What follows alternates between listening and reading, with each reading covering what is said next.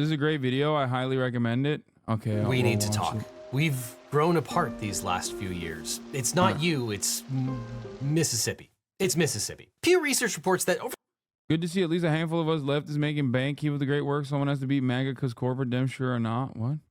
For the past 7 years, Americans have increasingly felt that their political opposites are stupider, more dishonest, more immoral, and lazier. And the simple fact is, they're right, regardless of what side they're on. I'm playing both sides so that I always come out on top. And in light of this increasing political acrimony among Americans, some have begun to think it was good while it lasted, but it's time to call it quits on this whole union thing. For example, Texas Governor Greg Abbott has declared a crisis at the border and says that Texas has a right to self-defense and is going to take over immigration duties from the US government and stop the US government from interfering. And many politicians agree, like Republican Representative Marjorie Taylor Greene, who triggered a firestorm of criticism by repeatedly demanding a national divorce in which Red America and Blue America go their separate ways. And we should listen to Congressperson Greene because she knows from experience what it means when someone decides they can't stand you anymore and unceremoniously leaves you. But while Greene was pilloried on all sides for her call for splitting up the union, a March 2023 poll suggests that around 1/5 of the population, or 66 million Americans, if you can extrapolate from that,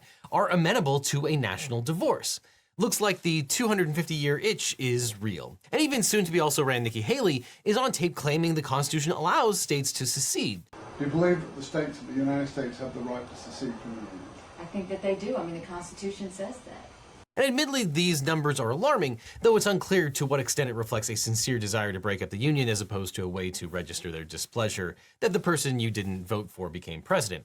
But in 2009, Governor of Texas and King of Failing Upwards, Rick Perry, jokingly suggested his state would consider secession after the election of Barack Obama. But this isn't just a red state thing. In 2017, a poll found that 32% of California voters supported seceding from the US following the election of Donald Trump, up from 20% in 2014. And again, after Joe Biden was elected, Texas is once again partying like it's 1861 by refusing to accept election results and threatening secession. Regardless, what was once unthinkable, the Wouldn't Texas leaving the U.S. benefit everyone? Not really. No. I mean, it's just like, no, there's no secession, okay? It's not happening. Not only is Texas oil rich, but it's beyond that. It's like there's a lot of people in Texas that have family members all around the country. Texas is a massive state. It wouldn't be good for the people of Texas. It would not be good for the rest of the American economy.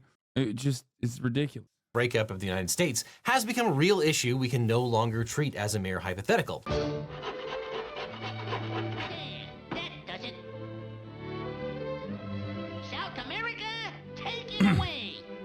So today, Legal Eaglets, let's talk about what would happen if states opted to formally leave the union and whether that's legally possible. Now, typically it's a mistake to treat cranks with any kind of serious inquiry. After all, Marjorie Taylor Greene is not exactly what one would call a constitutional scholar, but her proposal is not without precedent. After all, the United States of America was born out of secession. And ever since the colonists declared themselves an independent nation, threats to leave the Union have long been made by various constituents of the US, but rarely acted on. And in fact, the first serious threat of secession came not from the Deep South, but from New England. In 1814, New England delegates attended the Hartford Convention to protest President James Madison's mercantile policies and the War of 1812, with more extreme delegates making an unsuccessful push to leave the Union. And then, and stop me if you've heard this one already, after the election of Abraham Lincoln in 1860, 11 southern US states broke off that goddamn libtard, dude, from the Republic to form the Confederate States of America, triggering a bloody 4-year civil war. And of course, despite modern attempts by some to claim the Confederacy was fighting for states' rights, not slavery,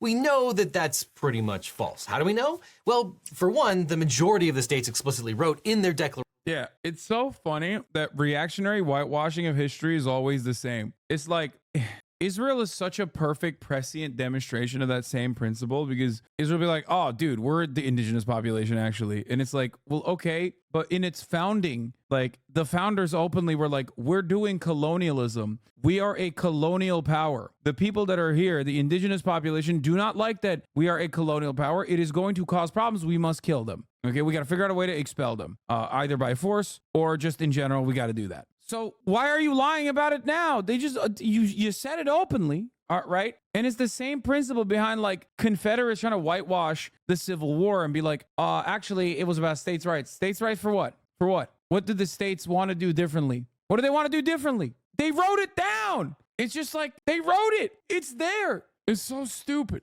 declarations of secession that the reason they seceded was to preserve slavery and prevent political equality between whites and blacks. But you know, sometimes people are only textualists when it's convenient. But even cities have gotten on the secession bandwagon, or in this case, perhaps the secession yacht. Martha's Vineyard, along with Nantucket, actually voted to secede from Massachusetts. Yes, in 1977, the Martha's Vineyard selectmen voted 10-2 for secession to protest a redistricting plan that would reduce their representation in the state legislature. Yeah, by the way, the new states' right is even worse. Well, not that even worse, but like is also just as fucking violent. The new states' rights is to slice the throats of desperate child migrants with a concertina wire before they bleed out into the Rio Grande. That's like when Ted Cruz is talking about like, come and take it, brother, and they put the concertina wire on that flag. He's saying like, no, like our new states' rights, like we will secede because we want to put concertina wire and booby traps on the Rio Grande so that incoming migrants that are like seeking asylum legally will fucking die. We want to booby trap and kill children, have them wash away in the Rio Grande. Insane stuff. On an even smaller level, some Americans have simply proclaimed their property to be an independent micronation. For example, in 1998, Kevin Baugh declared his 11.3-acre property in the Nevada desert to be the Republic of Molossia. And since 1998, President Baugh has ruled his micronation as a benevolent dictator. I am President Kevin Baugh of the Republic of Molossia, a tiny self-declared country within. Dog, this is like libertarianism as an infantile disorder, but like at the maximum level, okay? This is when you become like the most libertarian. Oh, it's so sick. Nevada. That's within the United States. We have everything that a nation should have: bank, stamps, and the post office. To date, no country has recognized the legitimacy of this micronation, whose currency is tied to the price of cookie dough. Now, obviously, if you're going to try and secede from the Union, you're going to need a good lawyer. But if you want a great lawyer, my firm, This is not even a libertarian dude. He's dressed as Pinochet. Excuse me. What do you think Pinochet was? Pinochet is the ultimate libertarian. He is the fucking godfather of neoliberalism in action. Forcible implementation of neoliberalism upon an entire unsuspecting population after a military coup. Yeah, he's an authoritarian capitalist. the Eagle team can help. If you've suffered a data breach, especially if you've gotten a data breach letter, or were involved in a car crash, or have dealt with sexual harassment, we can represent you or help find you the right attorney who can. It's so important to talk to a lawyer right away so you can get the best representation and find out all of what your options are. Just click on the link in the description for a free consultation with my team. Because you don't just need a legal team, you need the Eagle team. Click on the link below. So let's jump right into it. Does the Constitution provide a right to unilaterally secede from the Union? Well, to give everyone's favorite answer, it depends. No, actually, no. States and localities have zero constitutional right to declare themselves independent and break away from the United States. Any votes to secede unilaterally is just political virtue signaling and with zero legal effect. And yet the, quote, constitutional right to secede is a myth that refuses to die, but for really interesting reasons. Now, no state has bought into this mythical right to secede more than the Lone Star State. In fact, Texans love to repeat the legend that Texas, as a condition to joining the U.S., negotiated an annexation treaty which grants them the unique right to unilaterally secede from the Union and once again become the Republic of Texas. But you might be surprised to learn that the terms of the Texas annexation contain no such provision. But Texas won't be cowed by your big city fact-checking and literacy.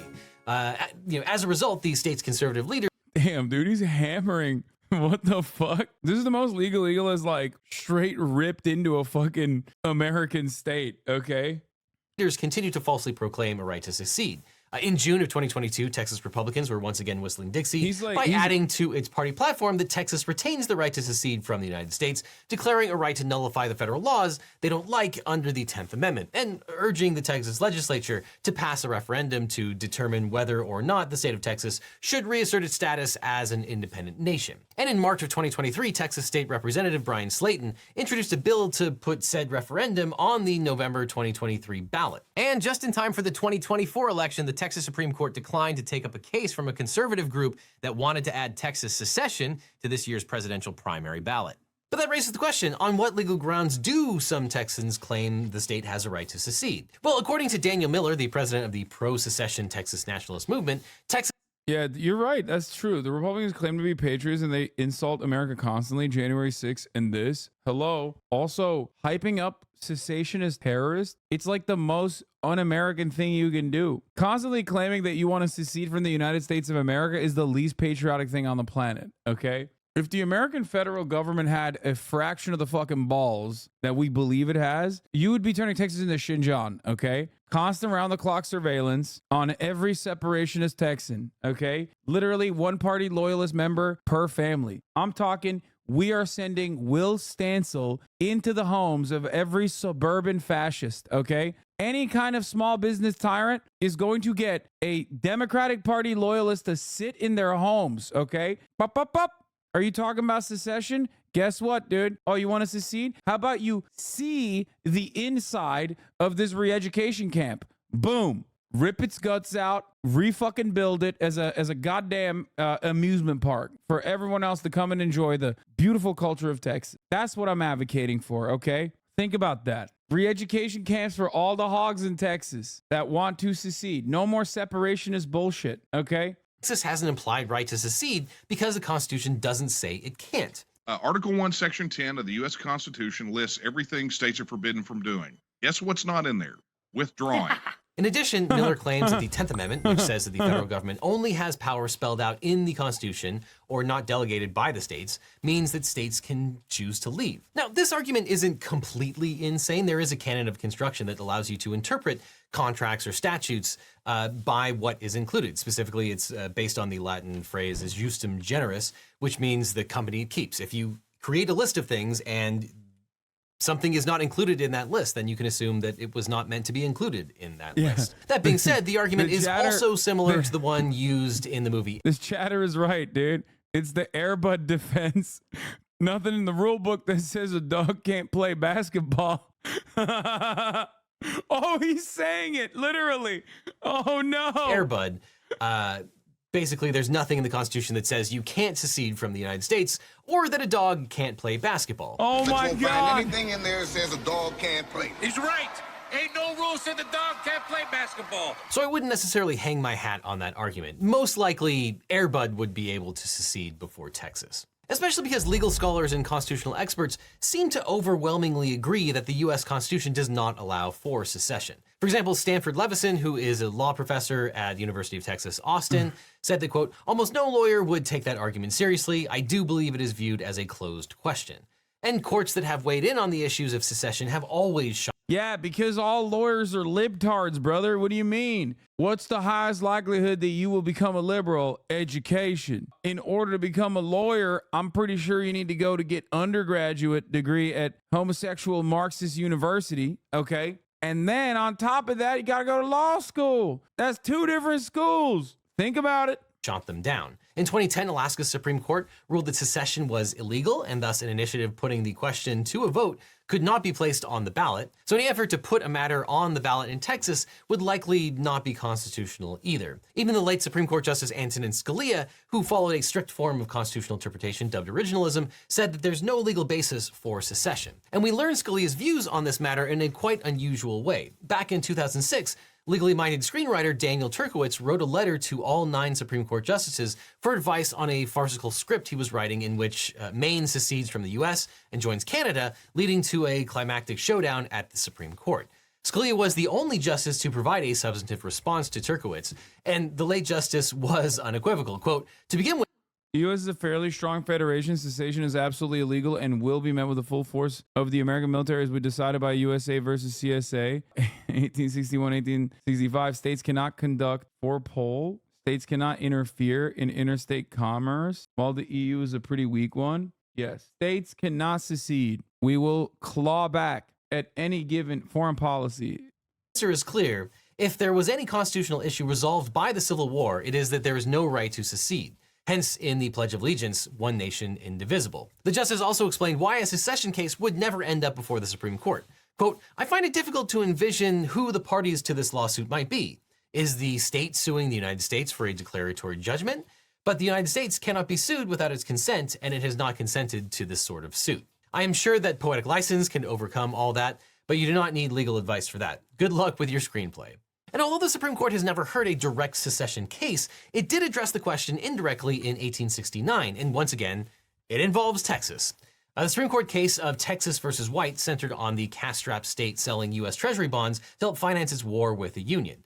A brokerage firm purchased some of these bonds and then resold them to investors. And after the South's defeat, the Union-supported Reconstruction government of Texas filed suit against the brokerage firm directly with the Supreme Court, as the Constitution confers original jurisdiction to the top court for cases in which a state is a party. And Texas argued that the rebel government had illegally sold these bonds, and the state was therefore entitled for their return and/or repayment. The brokerage. As a son of immigrants, I can't believe you aren't in favor of people coming into our country for better lives. Wait, what? You think I'm not in favor of immigration? What? Just like how non-subs aren't in favor of the stop of the ad break? Okay, first of all, I already did it. I already ran the ad break. Too late. The firm argued that these sales were legal and it had no duty to repay Texas. And in a 5-3 ruling, the Supreme Court ruled that the Confederate States sale was illegal because Texas's secession itself was illegal, and as a matter of law, it never happened. Writing for the majority of the court, Chief Justice and secret grizzly bear Salmon Chase, who once famously graced the face of the now defunct $10,000 bill, declared, quote, the union between Texas and the other states was as complete, as perpetual, and as indissoluble as the union between the original states. There was no place for reconsideration or revocation except through revolution or through the consent of the states. So the Supreme Court has spoken. There are only two paths to secession: revolution or a consensual dissolution. Now, before you go thinking that declaring war against the United States is just this one weird trick that allows you to secede, or governments hate it because it's so successful, I should note that waging war against the government is not legal. It's what we lawyer types would call treason, a crime that is punishable by death. Hashtag not legal advice, don't commit treason.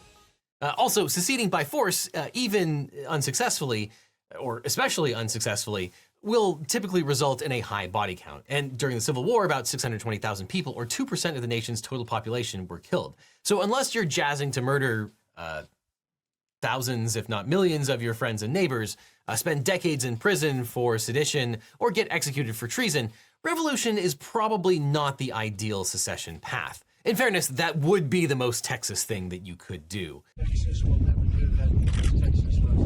But there is one way to secede without murdering a whole. Wait. That's right. That's why we need Donald Trump back. That's it. He'll stop the Texas secession dead in his tracks. Whole bunch of people.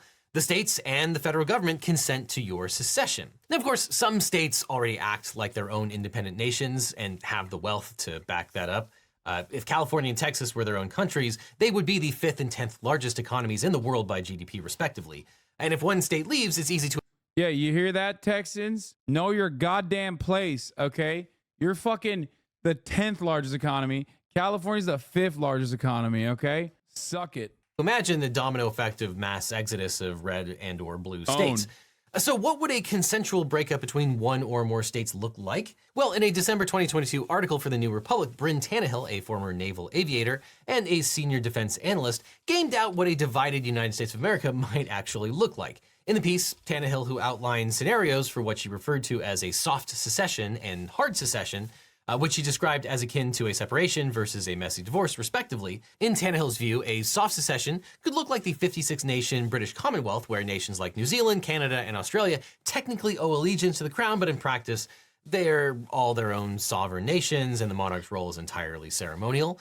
The U.S. doesn't have to swear allegiance to the crown because we're dope and we do dope things. But she also cited as an example the Kurds in northern Iraq, and that, while technically part of Iraq, the Iraqi government exercises little control, and the Kurds have their own armed forces that cooperate in anti-terror operations against ISIS. Though that hasn't exactly worked out especially well for the Kurds historically. But the idea of a soft secession has its supporters on the conservative, albeit never Trump side of the aisle, like former National Review columnist David French. French argued that different states and different regions should be empowered to go about American life in a radically different way without federal intervention. So in practice, this would look like a beefed up version of federalism, which French describes as tolerance through self-governance and community autonomy.